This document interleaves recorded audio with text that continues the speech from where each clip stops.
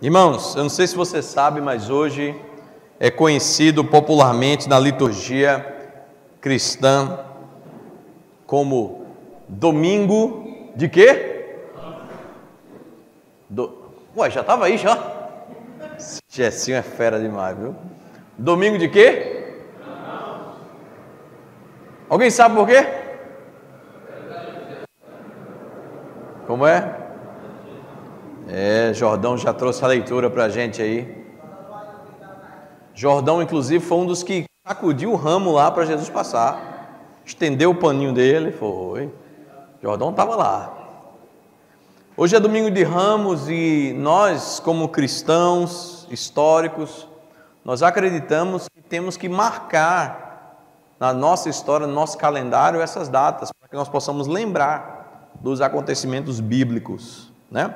Nós não seguimos aqui um calendário litúrgico, como algumas igrejas amadas fazem isso, com cores específicas e tudo mais, não porque achamos errado, simplesmente não é a nossa tradição e nem a nossa cultura, mas celebramos Natal, Páscoa, acreditamos que precisamos refletir uma semana antes ou muito tempo. Na verdade, essa igreja reflete todos os domingos sobre a morte e a ressurreição de Jesus, mas o domingo de Ramos é um domingo muito interessante, porque é o domingo que antecede o domingo da ressurreição, né? É o começo da semana que Jesus vai morrer. E durante essa semana acontecem vários eventos. No próximo domingo nós estaremos falando sobre a ressurreição. E nessa semana eu gostaria de fazer no Instagram da igreja e também no YouTube algumas reflexões sobre a semana de Jesus. Então eu peço para que você fique ligado nas nossas redes sociais, porque nós teremos a partir de amanhã um vídeo rápido, pequenas devocionais sobre a morte, o sepultamento e a ressurreição de Jesus. Não vai ter a ressurreição, porque a ressurreição é no domingo. Isso vai culminar aqui no sermão. Mas durante a semana eu peço para que você compartilhe essas pequenas mensagens. São mensagens de fé, mensagens de esperança. Mensagem para nos fazer olhar para o futuro, também saber quem somos no passado e também nos colocar firmes nesse presente, ok? Então, vamos fazer isso. Amados, eu quero que você abra sua Bíblia no relato de Mateus, no capítulo 21. E é interessante esse relato de Mateus 21, porque eu só quero que você fique com esse texto na cabeça. Esse é um texto muito fácil de você lembrar, de você recordar. Não é um texto difícil. É um texto onde Jesus entra no jumentinho em Jerusalém, né? E eu quero rapidamente falar sobre esse texto, muito embora eu não quero pregar esse texto, porque esse é o texto que a gente prega todo ano. A gente só muda o Evangelho, mas ele tem o relato em Marcos, em Lucas, em João, aqui, aí você só prega isso. Eu queria pregar depois a raiz desse texto, mas antes vamos ler o texto para que isso fique na sua cabeça, que o que estamos comemorando hoje, ou relembrando, né, trazendo à memória, em memória, é esse texto aqui, de Mateus 21, do 1 ao 11, que o nosso presbítero Jordão já leu no início do nosso culto ao Senhor. Abre aí, Mateus 21, do 1 ao 11. Diz assim: quando se aproximaram de Jerusalém, chegaram a Betfagé, ao Monte das Oliveiras. Enviou Jesus 2 discípulos, dizendo-lhe: ide à aldeia que está defronte de vós, e logo encontrareis uma jumenta presa e um jumentinho com ela. Desprendei-a e traz-mos. E se alguém vos disser alguma coisa, responderei: o Senhor precisa deles, e logo os enviará. Ora, isso aconteceu para que se cumprisse o que foi predito pelo profeta. Dizei à filha de Sião: eis que aí te vem o teu rei, manso e montado em um jumento, e em um jumentinho, cria de animal de carga. Indo, pois, os discípulos e fazendo como Jesus lhes ordenara, trouxeram a jumenta e o jumentinho, e sobre eles puseram seus mantos, e Jesus montou. E a maior parte da multidão estendeu os seus mantos pelo caminho, e outros cortavam ramos de árvores ou de palmeiras e espalhavam pelo caminho. E as multidões, tanto as que precediam como as que o seguiam, clamavam dizendo: Hosana ao filho de Davi, bendito ao que vem no nome do Senhor, hosana nas alturas. Ao entrar em Jerusalém, agitou-se a cidade toda e perguntava: quem é este? E as multidões bradavam, respondiam: este é o profeta de Nazaré, da Galileia. Vamos orar a Deus para que essa palavra fique em nosso coração durante a nossa manhã e a nossa semana.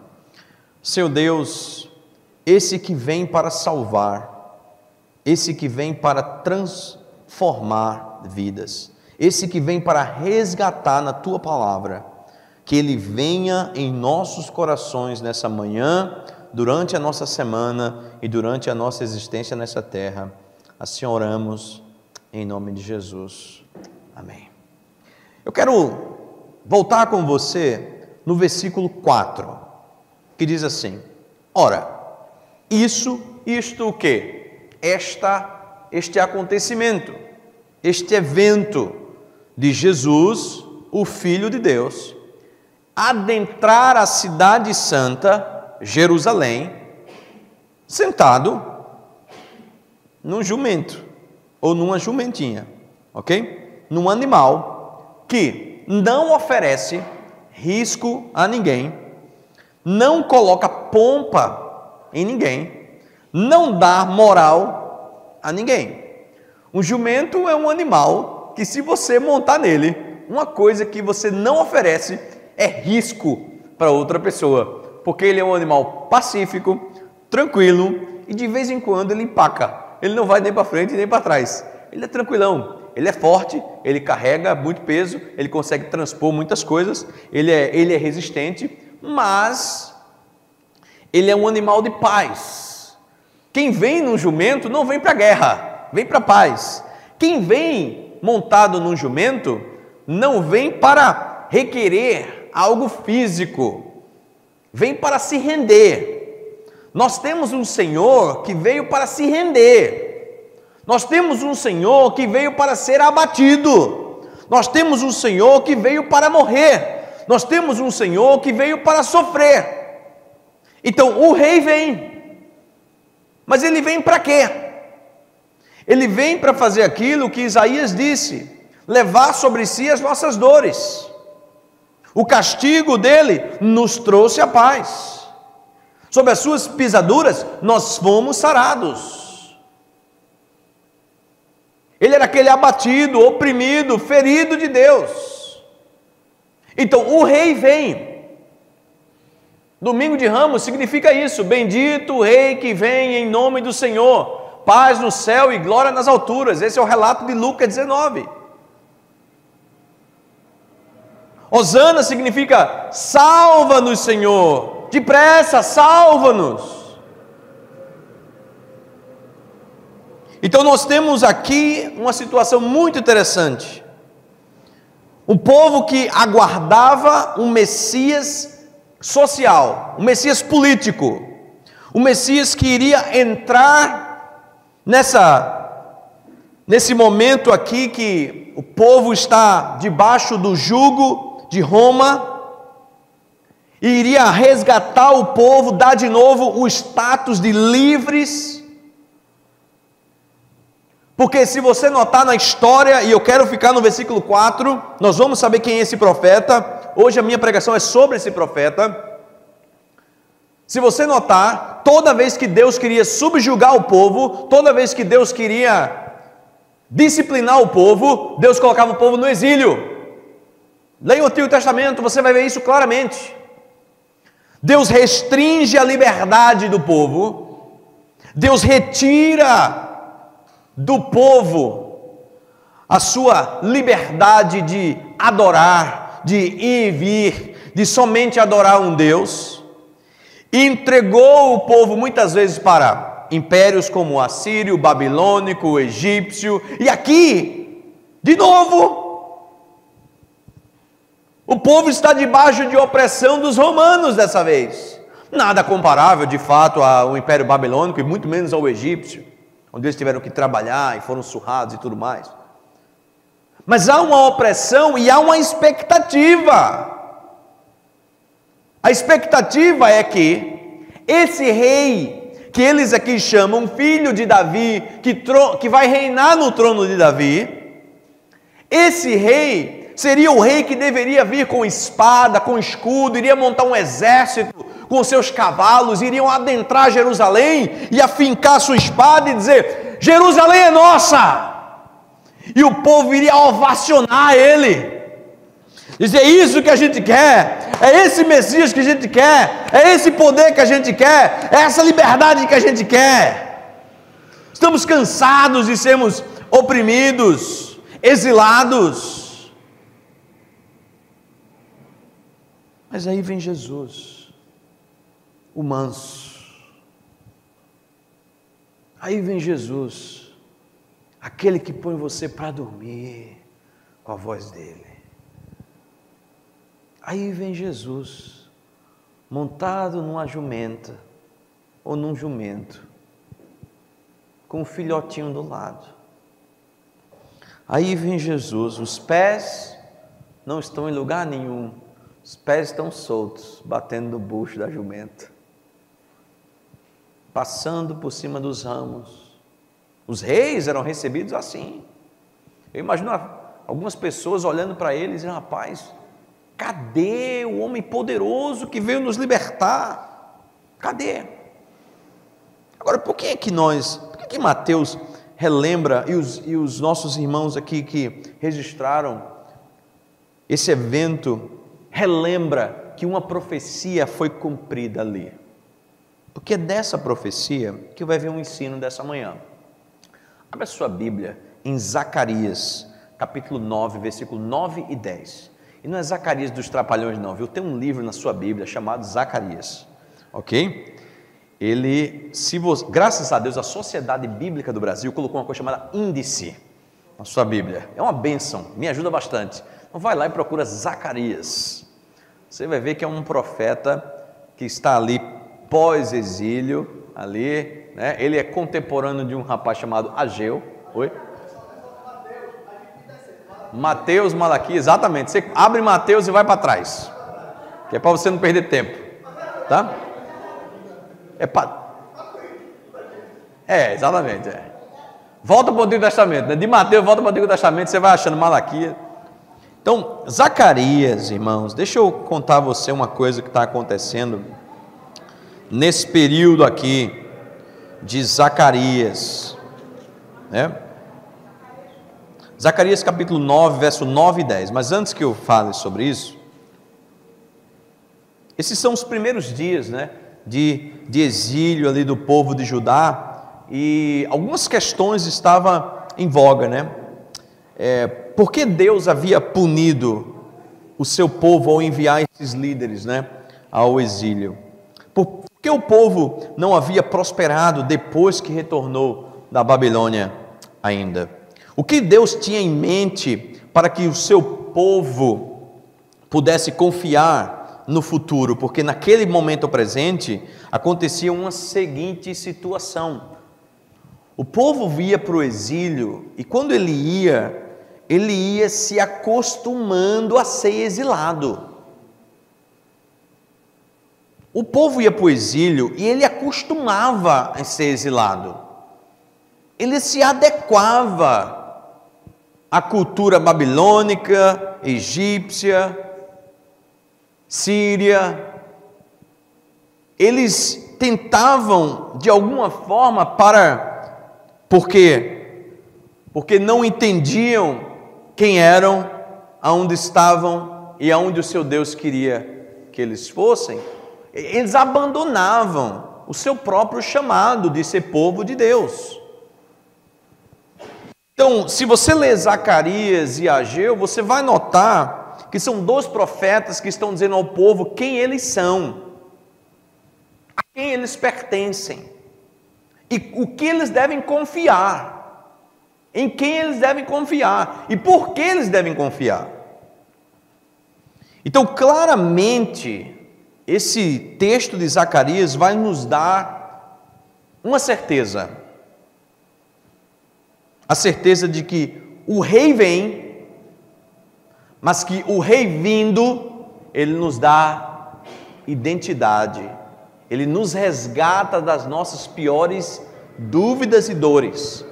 Existem pessoas que ainda estão no exílio das suas dores, existem pessoas que se acostumaram com a vida de pecado, do exílio, deixam de lado a sua própria filiação, o seu próprio chamado, quem eles são, a quem eles servem e qual é o plano futuro. Então hoje eu quero mostrar a você o Domingo de Ramos não pela perspectiva da narrativa dos evangelistas, mas pela narrativa do livro de Zacarias.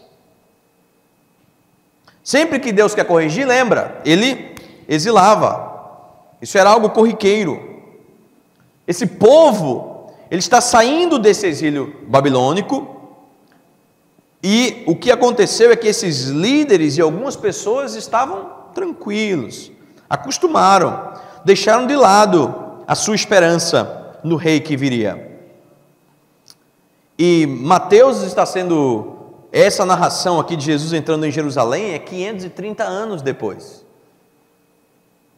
Eu me lembro que eu estava com o Luciano outro dia no carro e estava ouvindo uma rádio evangélica e tinha um cara falando assim: você que deixou a igreja, você que abandonou o corpo de Cristo, porque você diz que desde criança você escuta que Jesus vai voltar, Jesus vai voltar, Jesus vai voltar, Jesus nunca voltou. E aí você fala: não, mas meu pai morreu achando que ele ia voltar, meu avô morreu dizendo que ele ia voltar, e eu ainda estou aqui, Jesus não voltou. De fato, Jesus voltou no Novo Testamento, quando ele nasce para o povo de Israel, uma vez. E ele voltará um dia para nós, para buscar os seus filhos. O problema é que nós muitas vezes nos acostumamos com essa vida humana e perdemos a referência da volta do rei, de que o rei virá. E a mesma coisa está acontecendo com o povo de Deus aqui em Zacarias. Irmãos, o nosso foco não é nessa vida, o nosso foco é no porvir, é no dia que o Senhor rasgará esse céu, a trombeta tocará e nós iremos com Ele, ao encontro com Ele nos ares, como diz o apóstolo Paulo escrevendo o livro de 1 Tessalonicenses. Essa é a nossa esperança. Vamos lá, Zacarias capítulo 9, versículo 9, diz assim: alegra-te muito, exulta, ó filha de quem? Primeiro ponto, o profeta lembra quem eles são. Veja, eles estão desesperados, eles estão em um tempo de dúvida, um tempo de angústia, um tempo sem saber quem são, porque passaram por tantos desafios, porque não prosperam, porque passaram por um exílio, porque sofreram, já estavam adaptando a sua cultura àquela cultura pagã. E o profeta agora no capítulo 9, ele começa a dizer a eles quem eles são, e quando ele diz assim: alegra-te muito, filha de Sião. Você sabe o que significa Sião? Significa a terra prometida, a casa de Deus, a Jerusalém santa, o lugar do Senhor. Ele está dizendo: alegra-te muito, filhos da terra que Deus prometeu. Você tem paternidade, você tem filiação, você pertence a alguém, Israel. Você não é um cachorro vira-lata. Você pode estar passando por um período de dúvidas e dores na sua vida, mas você pertence a alguém, você é filho de alguém. Você tem um pai. Você tem um Senhor. Você nasceu para um propósito. Você foi escolhido por um propósito. Mas em tempos de dúvida e angústia e desespero, a gente simplesmente esquece de tudo isso. Esquece que somos filhos de Sião. Esse é o povo pensando. É o povo entrando em parafuso. É por isso que o profeta, ele grita, ele brada: alegra-te e muito. Não é pouco, filha de Sião, filhos da terra prometida.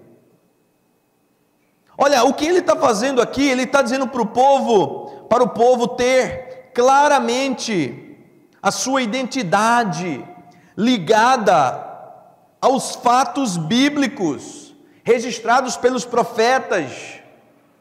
Ele está dizendo: olha, lá em Abraão, vocês eram alvos de serem os filhos de Deus, mais numerosos do que as areias do mar e do que as estrelas do céu. Filhos de Sião. Esse é um termo histórico, é um termo de identidade. Vocês são filhos de uma promessa. Não se deixem levar pelo descaso, pelo medo, pela dor, pela ansiedade, pela frustração, pela depressão, pela situação, pela circunstância que você está vivendo. Ele está dizendo: filhos de Sião, se alegrem. Mas me alegrar por quê? Porque sou filho, porque fui chamado por Deus, porque fui escolhido por Deus, porque fui comissionado por Deus, porque nasci de Deus. Ele está dizendo para o povo: alegra-te. Os temores do seu coração, irmão, quais são? Qual é o peso da sua alma? Muitas vezes essas coisas hoje em dia nos tiram foco, nos colocam distante de Deus.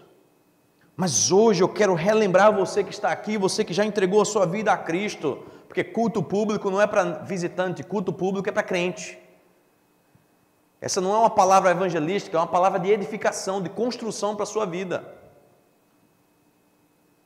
O que é que tem atribulado a sua alma? O que é que tem tirado o seu foco de você começar a achar que você não é filho mais, você não é amado mais, você não é mais filho da terra prometida, dos céus? Ora, Jesus disse: vou preparar o quê? Lugar. Se não fosse assim, eu não teria dito. Eu vou preparar lugar. O status de Israel é o mesmo status meu e seu. Nós somos esse Israel. Nós recebemos deles isso, e eles viverão conosco, se assim crerem no Messias, conosco na verdadeira terra prometida, que é a Nova Jerusalém, a verdadeira Sião. Então você não pode se olhar no espelho e achar que você não vale nada, porque o Cristo Jesus te tornou filho de Deus. E é muito interessante aqui, porque a Bíblia, no Antigo Testamento, quase ninguém chamou Deus de Pai, praticamente ninguém. Jesus inaugura esse termo, Abba, Pai.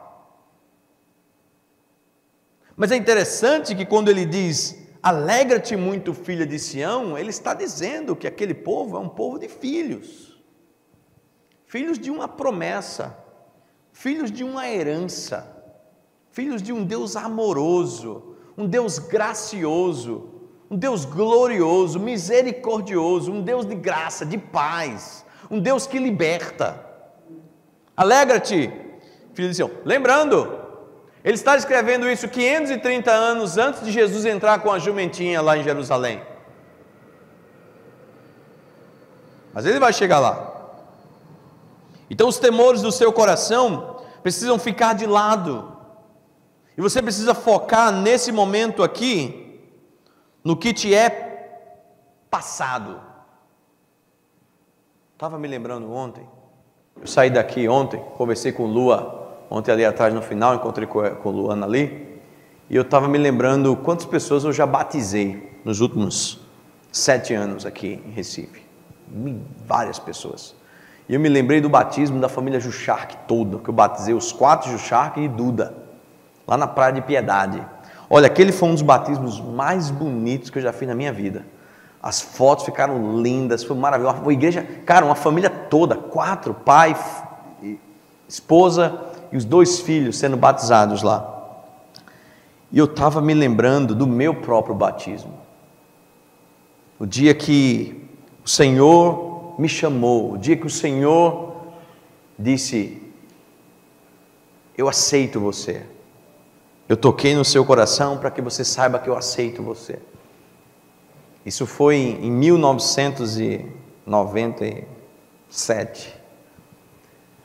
Eu estava em um acampamento da igreja.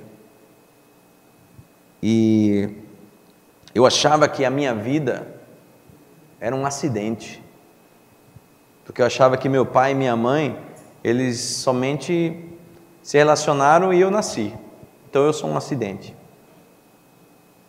E naquele acampamento eu me lembro que um pregador, ele falou para mim de um livro.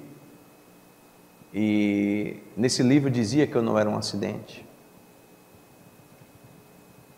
E eu me lembro que eu conversei com um amigo meu, dizendo: cara, eu descobri que Deus perfeitamente escolheu meu pai e minha mãe para que eu fosse quem eu sou, para que eu cumprisse a obra dele nesse mundo. Então eu não sou um acidente, Deus me ama. Jesus morreu na cruz por mim, para me lavar dos meus pecados, e eu me arrependo dos meus pecados. E eu quero entregar minha vida a Jesus Cristo. E naquele dia, em um estudo bíblico, já na igreja da Boa Vista, nós fomos à praia de Boa Viagem. E era uma noite linda de lua. Mais de 20, 30 pessoas para testemunhar um só batismo. E eu fui batizado naquela noite de quarta-feira, em 1990, eu nem sei quanto tempo faz, 1997. 20 quantos? 25 anos. 25 anos atrás. Tem gente aqui que não tem a minha idade de batizado, ainda quer me ensinar coisa. Está vendo tu? Imagina. Então, 25 anos atrás. Alguém aqui tem mais de 25 anos de crente? Claro, minha avó. Ninguém tem mais de 25 anos de crente, então eu sou o ancião dessa igreja mesmo, eu e Dona Leninha. 40 anos, a senhora tem 40 anos de batizada, de crente. 97, olha aí, estamos aqui o trio velho. 90 aí? 97, o quarteto mágico da igreja. Eu, Anderson, Dona Leninha Dona Leninha e Léo. Irmãos, você sabe de uma coisa? Quando eu estou fraco, sabe o que é que eu me lembro? Eu me lembro do dia do meu batismo. Eu me lembro do dia da alegria que Deus disse para mim: alegra-te, filho de Sião, você é meu filho, eu amo você. Eu me lembro do dia da minha salvação. Eu me lembro do dia que eu disse: Senhor, eu sou um pecador miserável, eu dependo da tua graça. Quando eu estou triste, eu me lembro. E sabe por que isso me ajuda? Porque é isso que Zacarias faz com o povo. O povo está triste, o povo está perdendo sua identidade. Ele diz: você é filho de Deus. Alegra-te, filha de Sião. E eu digo para você: alegra-se, irmão, se alegra em Deus. Ele ama você, você é filho dele. Alegra-te, você tem uma identidade. Olha para o teu passado, lembra do teu batismo, lembra do dia que você decidiu na frente da TV, ouvindo R.R. Soares: eu creio em Jesus. Lembra desse dia. Lembra do dia que você ajoelhou e disse: Senhor, eu não consigo mais, eu dependo de Ti, eu Te amo, obrigado pelo Teu amor, me arrependo dos meus pecados. Alegra-te, filha de Sião. E ele continua, né? No versículo 9. Segundo ponto, além dele nos lembrar ao povo quem eles são, filha de Sião. Segundo ponto é que o profeta os lembra que Deus está escrevendo a história deles. Não somente de quem você é no passado que Deus te chamou, mas que Deus está em pleno controle da história do povo. Por mais que o povo esteja inserido em um momento turbulento, Deus lembra eles, ainda no versículo 9, que eles estão no tempo de Deus. Ele fala assim: ó filha de Jerusalém, eis que vem a ti o teu rei. Olha só, ele não diz o teu rei pode vir, talvez venha. O profeta está dizendo que Deus está em tão pleno controle de todas as coisas, que o rei não pode ser que venha, ele virá. Ele dá a certeza para mim, para você e para o povo nesse momento ali que estava precisando dessa palavra, e creio que nós também precisamos. Ele dá a certeza de que esse rei virá.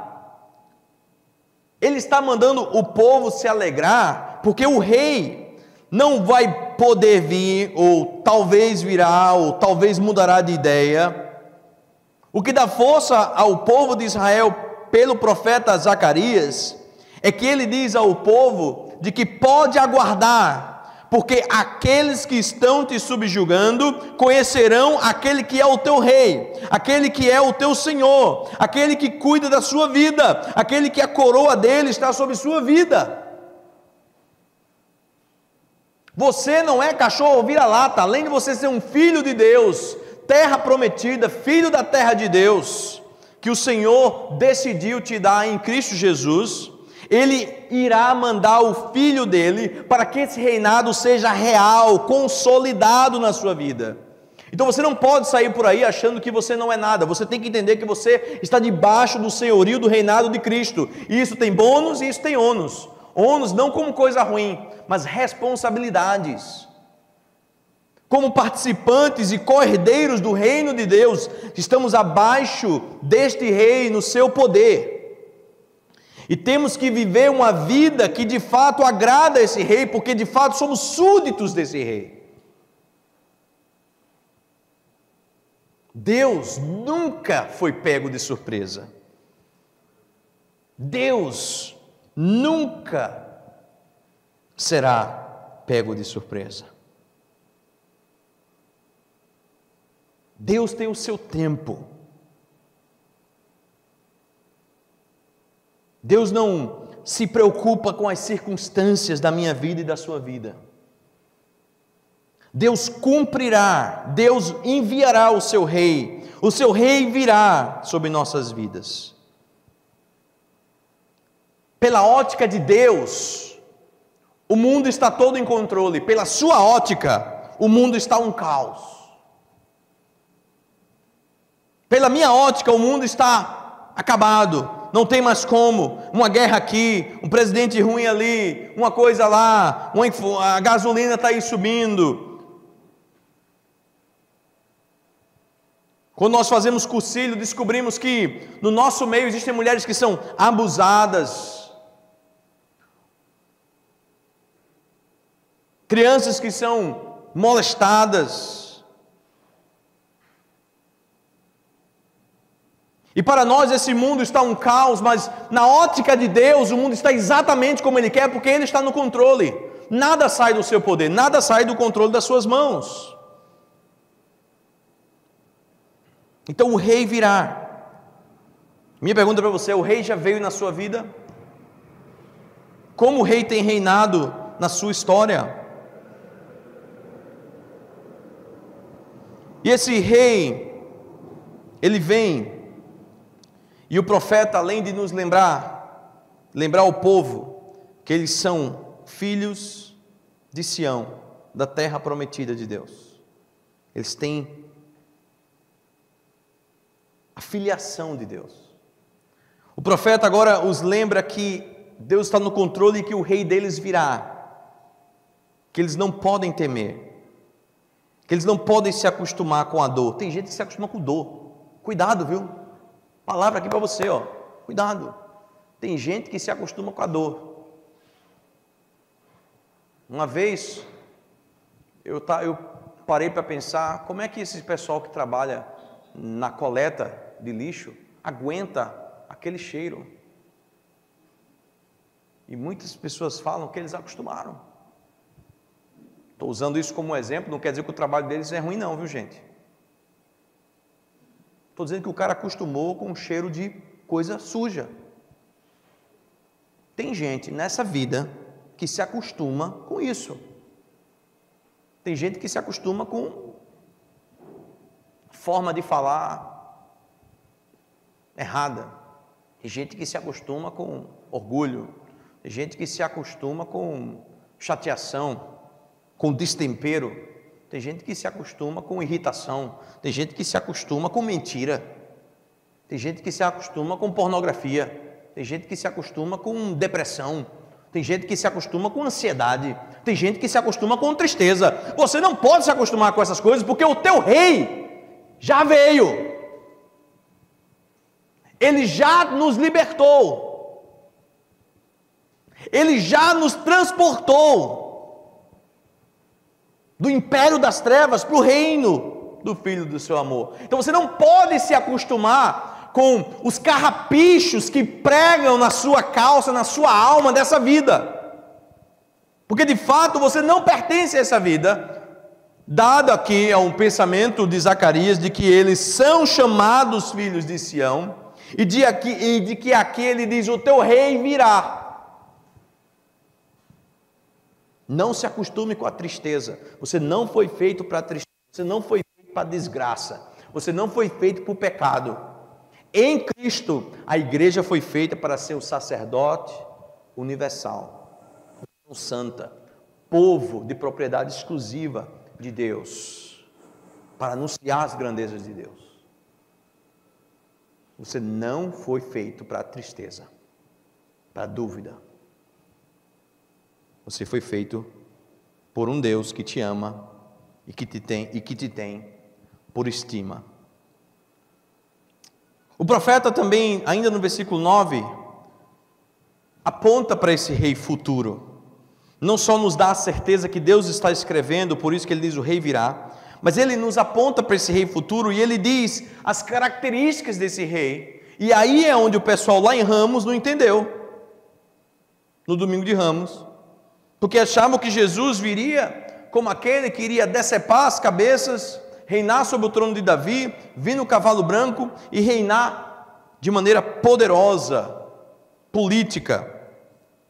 Mas o terceiro ponto é que o profeta também os lembra que o rei deles ainda virá no futuro, mas com 3 características. Versículo 9, ele fala assim: esse rei, eis que vem até ti o teu rei, ele é justo, ele traz salvação, e ele é humilde e vem montado sobre um jumento, sobre um jumentinho, filho de jumenta. Jesus veio sobre um jumentinho. Jesus veio num animal. Ele é justo, ele é salvador e ele é humilde. Pastor, esse Jesus é um Jesus que o mundo vai chamar ele de fraco. Para o mundo Jesus se fez de fraco, para ganhar a vida de todos aqueles que se achavam fortes e que se encontraram fracos. Justo porque veio trazer a verdadeira justiça de Deus, de que o inocente dá a vida por todos aqueles que são culpados. Salvador, porque não veio para julgar, mas veio para trazer graça e salvação a todo aquele que crê nele.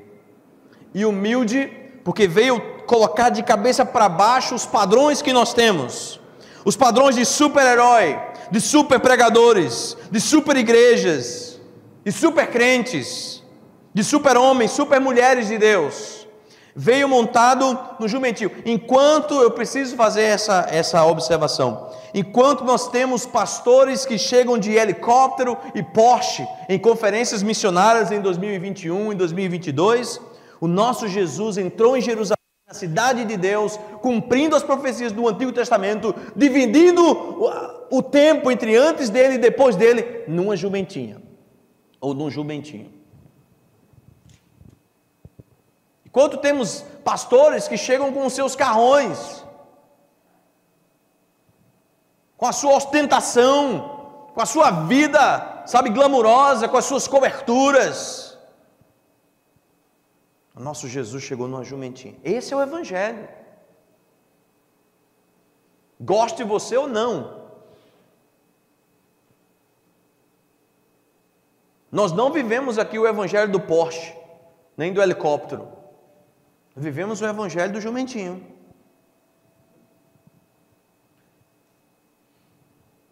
E sabe, uma das coisas que não fica claro no texto bíblico, isso é uma inferência que alguns pregadores fazem. Mas eu já vi um pregador fazendo uma inferência que eu vou só citar aqui para ver se você se identifica, como eu me identifiquei a primeira vez. Dizendo que esse jumentinho, se você prestar atenção na atitude dele, ele se deixou ser desamarrado, ele foi levado, recebeu os mantos, recebeu Jesus e carregou Jesus caladinho. Ninguém sabe o nome desse jumento, ninguém sabe o tipo de jumento que era, o que aconteceu com esse jumento depois. E alguns pregadores dizem que esse jumento sou eu e você. Que temos que simplesmente receber o rei em nós e levar ele para onde quer que ele queira. E o jumento não é um cavalo alazão. O jumento sabe da limitação dele, coitado. O jumento é feinho, coitado. É ou não é? Minha tia morava em Garanhuns, do lado de um lugar lá que tinha um jumento. Meu Deus, de manhã aquele jumento berrava, gritava, era horrível. O jumento não sabe nem falar direito. Mas sou eu e você, somos jumentos mesmo. A minha pergunta é, você tem recebido os mantos do Senhor e você tem recebido o rei em você? Ah, pastor, mas eu não estou preparado, eu não estou bem. Era um jumento. Você não é melhor, você não é pior do que um jumento. Com todo o perdão a todos os jumentos da terra. Se ele usou um jumento, ele vai usar a nossa vida também. Tem uns jumentos maiores? Tem. Tem uma jumentinha menor assim, filho de Bebel? Tem. Mas irmãos, se você não crê que Deus está aqui te chamando hoje, para que você o receba como justo Salvador e humilde Rei da sua vida, as pessoas gostam muito, muito de ter o Jesus sacerdote. Jesus é o intercessor, é aquele sumo sacerdote que intercede por nós diante de Deus. Mas poucas pessoas querem um rei justo, salvador e humilde, numa jumentinha. E ele vai. Ele fala assim, versículo 10 agora: de Efraim exterminarei os carros, e de Jerusalém os cavalos, e o arco de guerra será destruído, e ele anunciará paz às nações, e o seu domínio se estenderá de mar a mar, e desde o rio até as extremidades da terra. E eu quero encerrar aqui, porque eu já vi gente pregar esse versículo dizendo que Deus vai fazer isso com outros povos. Só que se você prestar atenção nesse texto, ele não está falando que Deus vai fazer isso com os inimigos de Israel. Está falando, Mateus? Está falando que vai fazer isso com quem? Com Israel. Vê que maravilha. Mas Senhor, o Senhor vai tirar a nossa arma, a nossa proteção, no dia que esse rei voltar glorioso e renovar tudo, não vai mais precisar de arma, porque diz aqui a palavra de Deus que a paz reinará em todas as nações, e não é paz conquistada a preço de sangue, derramamento de sangue e arma de fogo. É paz conquistada por cruz, e ressurreição do Filho de Deus. As armas hoje ainda são necessárias? Claro que são necessárias, ainda são, mas haverá um tempo, meu irmão, que a paz reinará plenamente e não haverá mais a necessidade de eu ter minha arma, de você ter a sua arma. A paz reinará perfeita. Haverá um momento em que as armas não serão mais necessárias. Não importa se você acha que hoje a sua vida está ruim, está triste. O rei que veio e entrou em Jerusalém é o mesmo rei que voltará no último dia. Jonathan Edwards dizia: Senhor, grava nos meus olhos a tua eternidade, porque ele não queria ficar focado nas coisas dessa terra. Jonathan Edwards queria olhar a eternidade, saber que o Evangelho nos garante uma vida eterna ao lado de Deus, por meio de Cristo. Você está disposto a dizer: Senhor, grava nos meus olhos a tua eternidade? Nós vivemos essa vida com os olhos no porvir, com a certeza que um rei justo, salvador, humilde, Senhor, o Messias, já veio,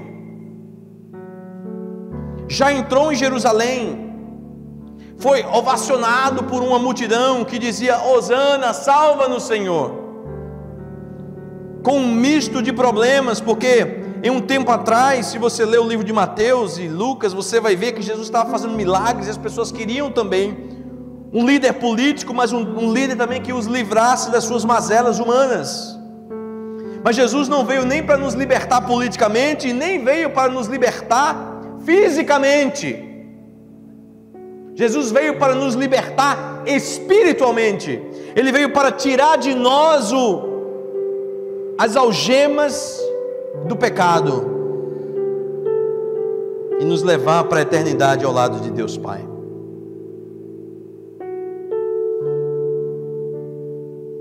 Vem, Jesus. Vem, Jesus. Você tem espalhado os seus ramos essa semana, esse ano. Você tem estendido os seus panos para que o Cristo possa passar. Luciene às vezes fala para mim: eu queria tanto que Jesus voltasse hoje. Maranata, vem, Jesus. Eu não quero me acostumar com esse mundo, não quero me acostumar com a minha dor de estômago, não quero me acostumar com a minha torcicolo, não quero me acostumar com o meu joelho que dói. Eu quero lembrar que eu sou filho de Deus, da terra prometida dele, novos céus e nova terra. Eu sou de Sião e você também é. Nossa pátria não é aqui desse Marcos Pablo, é nos céus. Você tem uma nacionalidade, você é do céu.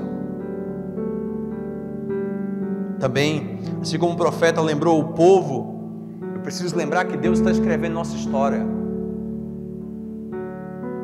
Ele está em pleno controle. Também, assim como o profeta, eu quero lembrar a você que além de passado e presente, você tem um futuro garantido no Rei que virá. Essas pessoas esperaram 530 anos para ver o Messias, o Rei da vida deles, entrar em Jerusalém, e eles não viram, porque eles não estavam lá. Mas os netos, bisnetos, tataranetos, tetranetos é que viram, irmãos.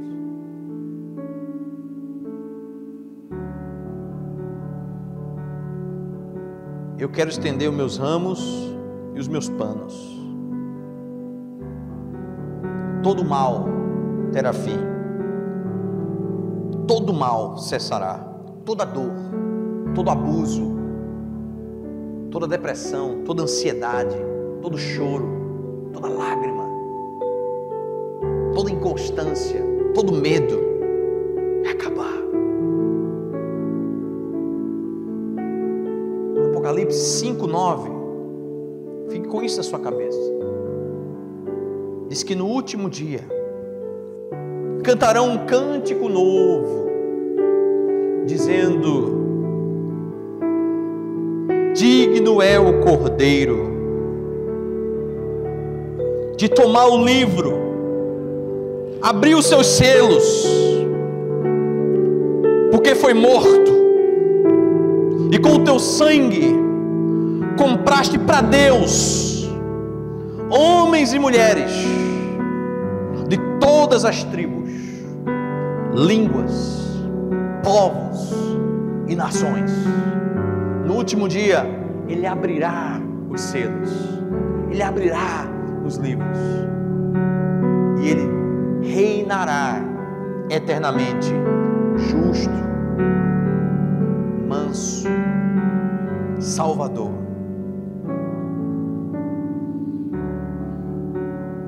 Domingo que vem, lembrando que Jesus está entrando em Jerusalém aqui. Zacarias está profetizando que isso irá acontecer, já aconteceu. Jesus entra em Jerusalém ovacionado, profeta de Nazaré, rei, trono de Davi, ovacionado. 5 dias depois, na sexta-feira, isso é o Evangelho. Aquelas pessoas que estavam no domingo levantando a bola dele, na sexta-feira estão gritando: crucificam. Preste atenção. Você acha que a sua vida está ruim? Jesus no domingo está sendo aclamado como rei, na sexta está dizendo: crucificam. Mesma boca, mesmas pessoas. Entra em Jerusalém e vem pessoas seguindo ele com os ramos, discípulos. Estou com ele, é o meu rei. 5 dias depois está na cruz sozinho, só com João e Maria, o amigo e a mãe na frente dele, o amigo e a mãe. Jesus, se fosse pastor de igreja hoje em dia, era o pastor menos convidado para a conferência no mundo, porque o ministério dele foi horrível, foi fraco demais. O cara carregou multidões, mas morreu como? Só, traído, abandonado pelos seus discípulos. Que pastor é esse que a gente está ouvindo? A gente gosta de pastor que tem multidão, que tem muita gente atrás dele, muito baba-ovo. Jesus fosse pastor hoje, não era chamado para conferência nenhuma, irmãos. Terminou a vida minguado numa cruz sozinho. Ressuscitou.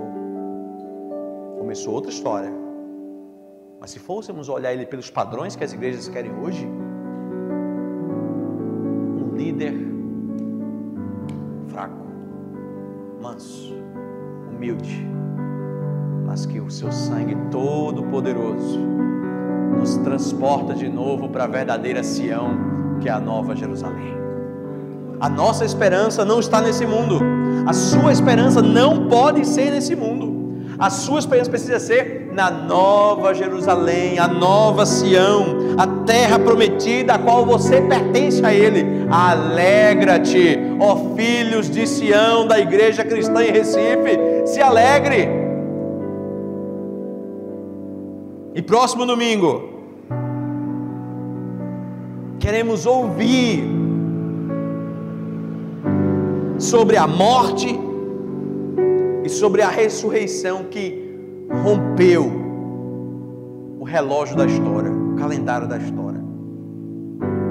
E que você possa estar aqui, mas não saia daqui sem se alegrar, porque você é filho de Deus. Não saia daqui sem estender os seus panos e sacudir os seus ramos. Mas não faça como aqueles que uma semana estavam fazendo isso e na outra semana estavam gritando: crucificam. O cordeiro foi imolado, a dívida foi paga, tetelestai, como nós ouvimos ontem aqui. Não viva como se ele não tivesse morrido por você, como se a alma que Ele salvou não valeu a pena. Vamos baixar nossas cabeças e clamar a Deus em oração. Vem, Jesus, Maranata.